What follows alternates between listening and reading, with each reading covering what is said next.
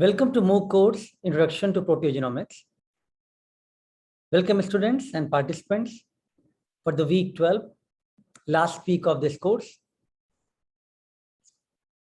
We realized it was a little long course with a slightly higher difficulty level of newer technology, newer concepts. But all of you who have really tried to make effort of learning this new field of proteogenomics, we are very sure that you are going to make use of it in your own research, in your own projects, and it is going to really enhance your career in the subsequent years as you will build further yourself in this particular area. So there will be assignment for this week as well, and for your help session Q&A will be on Skype on Saturday. The first lecture of this week will be by Dr. Krug.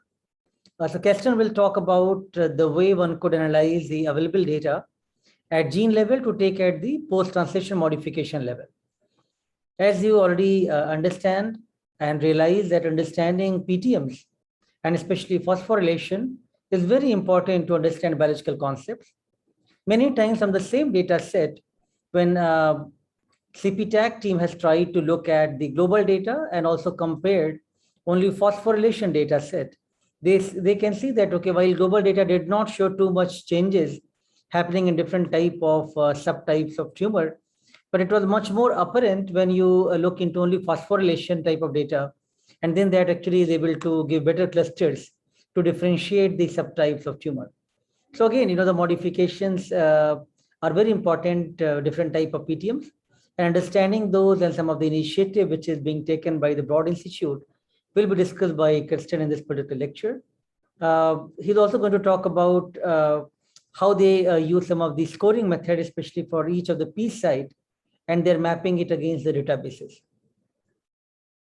The next lecture will be again by Dr. Keston. He will talk about how one could use MIMP and GSEA, and he will give you some hands-on session with the BRCA dataset.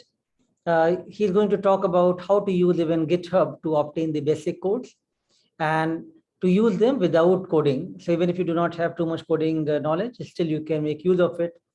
Dr. Krug will also talk about two different formats for the GCT files, especially the GCT 1.2 and 1.3, and conditions when one could make use of this format to provide the better results. The next lecture will be by Dr. Bing Zhang, and he will talk about linked omics concept, which is going to be very interesting for you to understand how to take multiple type of omics data set, how to try to integrate that and try to utilize this information to provide much broader concept of the various networks and pathways, and how well one could provide the visualization and the correlation of multi-omics data sets. This is going to be very interesting, and I'm sure you are going to enjoy this lecture as well as the next lecture, which will be continued by Dr. Bing Zhang, which will also show you various steps involved in analyzing the large data sets using the linked omics software and the concepts involved in doing this type of analysis. So this will be the last lecture now by Dr. Henry Rodriguez. He and his team has taken lead at NCI, National Cancer Institute in US, to discuss the ideas with current president, which is Joe Biden, but he was earlier the vice president at that time when the concept of cancer moonshot was initiated. So Dr. Rodriguez and his team led the development of program of ICPC, which is International Cancer Proteogenome Consortium. And many countries, they started inviting them and integrating them to be the part of this particular consortium to accelerate the cancer research at the genome and proteome and the proteogenome level, and especially the concept of data sharing, how to utilize that. So very proudly, we are also from IIT Bombay and Tata Memorial. We have also joined the ICPC consortium, and now India has become 13th country to participate in this particular initiative, where breast cancer, cervical cancer, and oral cancer, the most prevalent Indian tumors, is being investigated, and further the data is being discussed and analyzed along with the consortium group members. So again, how this type of initiative from CPTAC and ICPC works will be enlightened by Dr. Henry Rodriguez. All of these are very recent development which is happening. And I'm sure this course will really provide you the opportunity to be on top of it and to be really updated about this cutting edge field of proteogenomics.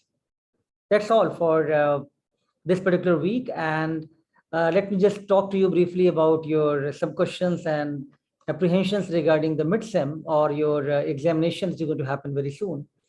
So based on your assignment which you have done, few questions will be also asked. And overall, we'll keep it mainly MCQ based, multiple choice questions, so that you within this stipulated time, you can actually answer all of those questions. A few times we will also give you questions based on the data set observations. For example, we show you some data or the problem, and then you have to make some interpretation from that data set.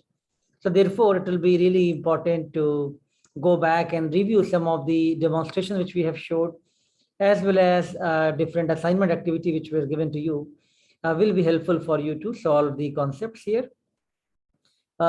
Several questions will be also basic concepts and the general understanding of your field of proteogenomics. Do not have to worry too much about the complex terminologies and mugging them, any concept like that. It will be essentially conceptual and more so based on the practical learning of from the course. So good luck for the examination and taking this course. We are going to meet today evening in a live session, which will be the last live interaction for this course. I hope to see many of you live today evening, and we'll talk to you some of the most recent revolutions happening in the field of omics technologies broadly, and of course, a few things in the proteogenomics as well. Thank you very much, everyone.